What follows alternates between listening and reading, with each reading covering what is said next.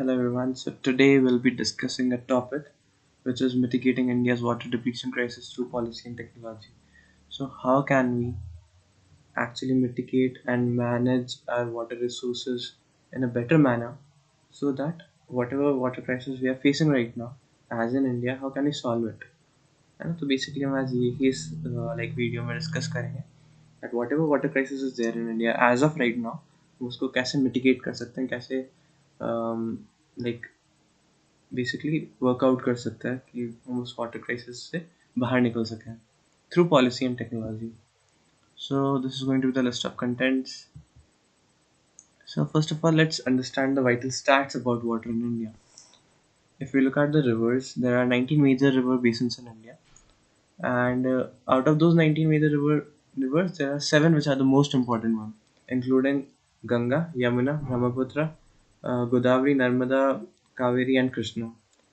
And geographically speaking, rivers are categorized into two. One type of rivers are Himalayan rivers, which get fed up from glaciers and sometimes with rivers. Sorry, with rainfall. And then there are peninsular rivers, which usually get fed up with rainfall, and they have got the seasonal flow.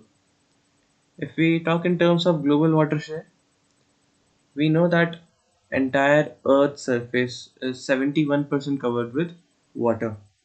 Out of that 71%, it is just 2.5% or 2.75% which is actually usable by human beings. Because other than that, all water is kind of seawater, and because it has got salts in it, we cannot use it for our daily needs. So out of that 2.5 and 2.7 percentage, it is only 4 percentage of global water resources which India has, and it has to serve a population of 18 percentage. So we know that how much pressure Indian water has on, like, to serve its population. If we talk about in terms of rainfall distribution, we know that it is not equal all over India. At some places of India, some regions of India receive high rainfall, others receive moderate rainfall, and others receive very less rainfall. For example, the regions which get high rainfall are northeastern regions, and then Gangetic Plains also receive a little bit high rainfall. The regions which fall into moderate rainfall are the one of central India, like states like Madhya Pradesh, Odisha, and Maharashtra receive around moderate rainfall. And when we talk about the regions which receive very less rainfall are states like Rajasthan and Gujarat. In talking in terms about groundwater usage, so we are highly dependent on groundwater as well, as 85% of rural water supply comes from groundwater. We know about the times when how much these wells and hand pumps were important. Nowadays, everyone is having even at the villages, good amount of villages are having electricity at their places, and they've got these pumps and bore wells in their house, so they're not too much dependent on wells and hand pumps. But I know that my grandfather used to actually go to well at when he was young, and he had to fetch water from well, so that was the only option of getting water in his house that time. But that's not the case anymore. We have got these bore wells, and we have got these water connections from the government, so the things have become quite easier. But still, up to now, up to this timings, 85% of rural water supply comes from groundwater, 62% of irrigation is done from groundwater, and 50% of urban water needs are met by groundwater.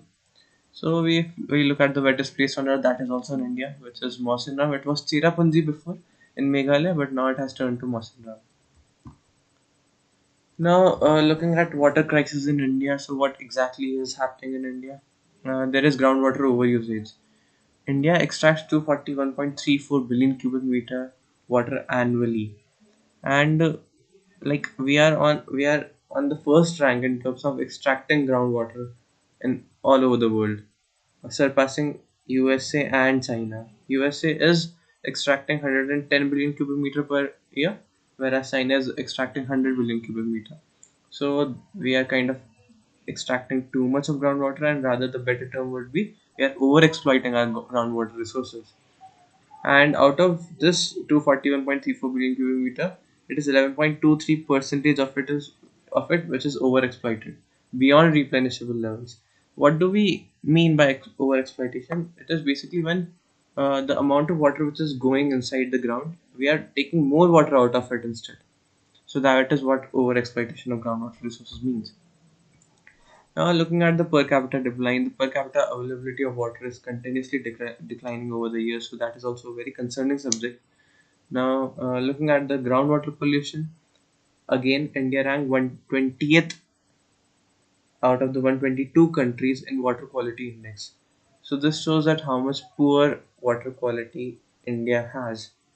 And according to this figure, around 70% of India's groundwater is contaminated with heavy metals like chromium and mercury. So how does this groundwater get contaminated?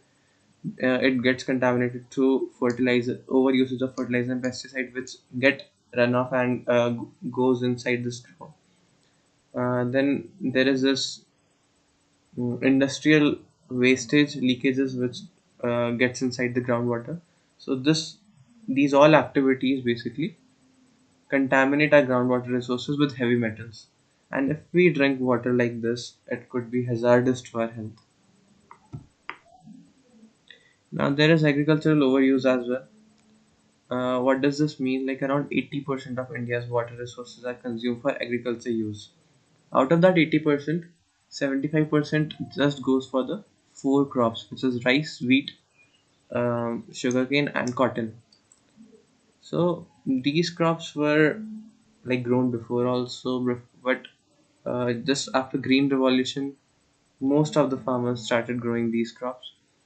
And I won't say exactly that Green Revolution was something which was bad, because after Green Revolution only we had this much amount of food so that everyone could be served easily. Like our population could be easily served with the food, because without Green Revolution we would have gone in crisis. But then there were bad sides of Green Revolution as well, because we know that the cultivation of rice, how much climate impact it is making in the negative sense. And we also know that eating too much wheat is creating havoc to our digestion system because of the gluten content present in it. And not only that, but like the amount of water these crops are using is also too much. So that is all that stuff is all creating problem. And I would not suggest that we can just directly jump from these crops to organic farming and not use growing these crops anymore, because this is what Sri Lanka did in past few years. And the condition of its economy got really bad because of that. So I won't recommend doing this stuff at all. But I think gradually we have to find a sustainable solution for this thing. So because if we keep on practicing the things which we are doing right now, that is not going to be good for the future generations, because we know that how many people in Punjab now have got cancer because of using high amount of pesticides and fertilizers and stuff like that.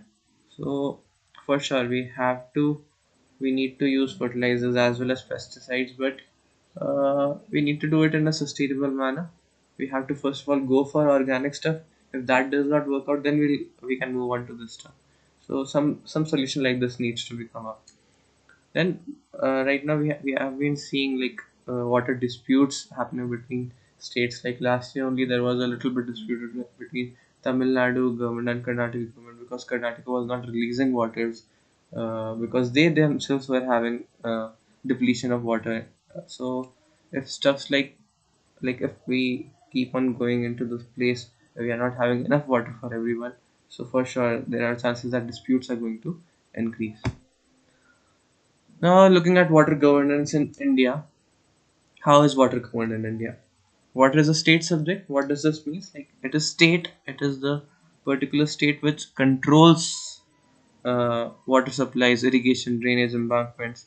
The control and the management authority is with the particular state government, because each and every state has got different water resources and they have got different requirements, they have got different needs, and they can be fulfilled just by that particular state only. If central government tries to make a same policy for each and every state, so that is not going to work, because each state has got their own demands and needs to be met. So that's why it's a state subject. States are the states have that control over the over all the water resources which exist. So what does central government do? Central government also drafts policy, but it makes national water policies which are in benefit of every state, and it provides technical support to the states. It provides financial support to the states. It works on collecting data in regards to water. So that's what all central government do. So also, then there are these national water policies. The first one came in 1997. It was revised again in 2002, again revised in 2012, and this is the one which is implemented right now. And we are following this national water policy. There was again a draft made in 2020, but it is still not implemented and it was not approved yet. So, in 1997, the main aim and target of the government was to provide everyone with clean and accessible, like everyone should have access to clean and safe water, and their aim was to do sustainable management of water resources. But it turned out that it was not properly implemented. There were downfalls with it that were tried to be improved in water policy of 2002. Again, there was issues in implementation of it. Then also in 2002, this water pricing and water regulation was introduced. In 2012 also some introductions like this were made. So that's how national water policies have evolved. This is how its evolution took place over the years. Now, if we look at water demand in billion cubic meter, here we can see that in 2025, which is the year in which we are right now. Actually, this prediction was made in 2020 by, not exactly by press. I don't know what this is PIB stands for. I think it's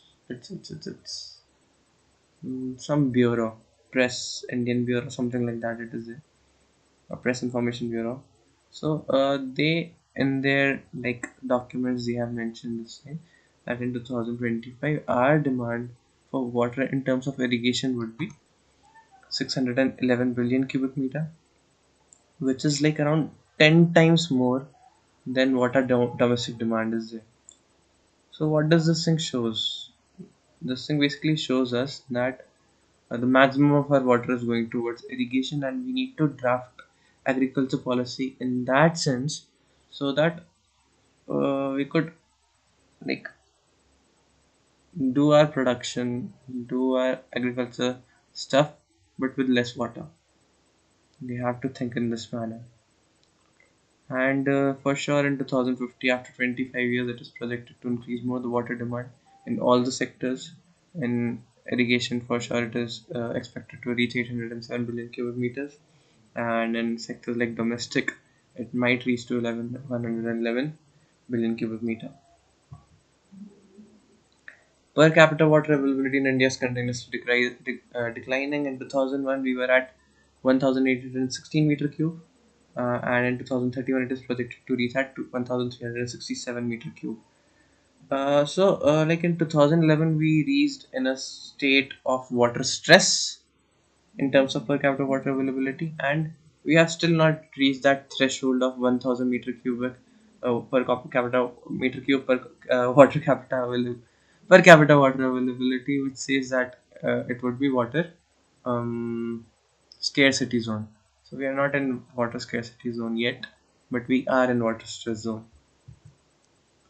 Now in this stack bar graph, we could see the state-wise groundwater usage in 2022. So for each individual state in this type bar graph, it is given that how much percentage of groundwater is used for irrigation and how much percentage of groundwater is used for other purposes. So we can see here that Punjab is the state which is using maximum of its groundwater for irrigation, which is 95.25%, followed by Tamil Nadu, which is also using good amount of groundwater, that is 94.80%, and even states like in Telangana it's quite high, in UP is it's quite high, West Bengal it's quite high, Maharashtra, MP, Gujarat, Haryana, Bihar, Assam. In all these states we can see that good amount of uh, groundwater is used for irrigation purposes, Whereas then there are states like Jammu and Kashmir which uses only 28.97 percentage, and Daman and Diu and Dagar Haveli, something like that is there. Is DD. It also uses very less percentage. Mizoram, I think for Mizoram data must not be available because it is highly unlikely that they use 100% of the groundwater for other purposes than irrigation. Nagaland and Meghalaya also uses very less. Looking at these charts, which are taken from Central Water Commission of India, you can say that mostly southern states, the region of Tamil Nadu and Andhra Pradesh, are in absolute scarcity zone. Most of the northern states are in scarcity zone of per capita water availability, and m- maximum of these northeastern states are part of central states, and also states like this Mumbai, Goa, and parts of Kerala. They are in no stress zone in terms of per capita water availability. So here in this graph we can see that it was taken from Indian Water Resource Information System. It is not IWRIC, but it is IWRIS. I made a mistake uh, in this letter. So these are the total number of groundwater level monitor stations in India. Uh, the maximum are in Karnataka, which is 1999, whereas the least are in Nagaland, which are just 4. And for some states, the data was not available. In UP, we can see that there are only 51 groundwater level monitor stations, which surely needs to be increased. Looking at that, this particular state lies in a water scarcity zone, and a very large region, and only 51 centers is not a good number. Even in Uttarakhand, it's just 86, and Chandigarh has got 38. So Chandigarh is a quite small state, so for 38 for it might be fine. I'm not sure exactly. I think it should be increased at that place also. So, what is the gist of whatever I've said until now? Actually, we can see that water demand is continuously increasing, but the per capita water availability is continuously decreasing because if the population keeps on increasing, but it's not like that, our water resources will also start increasing with that. Water resources are just limited, whereas the population is continuously increasing, so that is going to create more pressure on our water resources. So that's what is causing this water crisis all over the place, and that's not the only reason. We can see that because of this climate change activities, at some places there is happening erratic rainfall, and we have to see flood like situation, whereas at other places there are drought like situations. The temperature is continuously rising because of global warming. So all of these conditions and situations is creating havoc, but it's not like that we don't have uh, water. We have good amount of resources in terms of water. We are just lagging it in terms of managing. If we manage it properly, surely we could actually not be facing this water crisis. So when we face this water crisis, what are the challenges? What are the implications of it? Because of it, according to World Bank, 63 million Indians lack access to safe drinking water. 210 million Indians lack access to improved sanitation. 21% of communicable diseases are linked to unsafe water, and 500 children under the age of 5 die from diarrhea each day in India, which can only be forecasted to increase if we do not manage, if we do not look at this water crisis right now. So, what is the way forward? What is the solution for this? The way forward is that basically, as one saying goes, that if it cannot be measured, it cannot be managed. So for sure, we need to install smart water meters. Not we exactly, but the government needs to install smart water meters. So that what would happen then is that, uh, like if in every individual household and every industries, these water smart water meters are there, government could measure that how much water they are extracting and how much water they are using, and if at any place water is being over exploited, the government would know and they could charge accordingly, and they could manage this thing out. There should be automatic level indicator. What does this mean? That if any water tank is filled, the automatic level indicator will uh, switch off the motor, switch off the pump automatically. We would not have to do it manually. And I have seen that this thing at my home and at my relatives' home, at my friend's home, that Usually, when water gets filled in the tanks, it starts falling if we forget to switch off the motor, or switch off the water pump. So, if there are automatic level indicators, automatically the pump might switch off if the tanks are filled. So that's something which could be installed. There should be construction of sewage water treatment plants in residential buildings. So what could be done with that is like whatever water we are using for washing our clothes, whatever water we are using for washing our utensils, that water could be again treated and reused for purposes like toilet flushing. They could be reused for purposes like car washing. They could be reused for purposes like giving water to our plants. So there are multiple uses of that water which could be done only if we could uh, treat it in sewage water treatment plants and reuse it in a proper manner. Rainwater harvesting a very old technique, but if implemented properly, it could save a good amount of water. Then for sure, if there are technological advancement like AI and IoT if introduced and efficient management of water, that could help. There is one recent this startup in Bangalore which is now harvesting water from moisture. So if what they're doing is just they are, I don't know how, but by using technology from moisture they are converting it into water which is drinkable, and at this moment they are uh, extracting around 4,000 liters per day, and they are thinking to increase it more by scaling up the business, and it is costing them around rupees 3 per liter, which they are thinking again to reduce to rupees 0.60 per liter. So if we use technologies like this, a startup like these come into the picture, they could actually create something amazing. If there is efficient usage of water in the industries, uh, that also could save good amount of water. Technologies like drip irrigation uh, is amazing. It has helped in saving too much amount of water. Mulching helps in conserving soil moisture. Then also water budgeting and accounting is important. What does this term means? It basically means that the authorities, the government should have proper records of that where their water is going, where it should be actually going, and managing the water resources in a way so that the places which require water they should be getting instead of going in places where it is not required. And if someone is over exploiting, the government could uh, create these water pricing and regulation through pricing and regulation mechanism. Government could control that stuff. So that all comes in water budgeting and accounting. As per my knowledge, there could be some more in it for sure. Then there should be decentralization and better applications of water policies. It is very important that the groundwater needs are met. Like even if like central government makes policies, like national water policy it is making, but they should also focus on what are the local problems, and they should draft something according to like that, or they should, uh, I would say that like um, consult with the state governments, and after that make these policy and maybe include this public private partnership concept too in this one, and it might be already there too.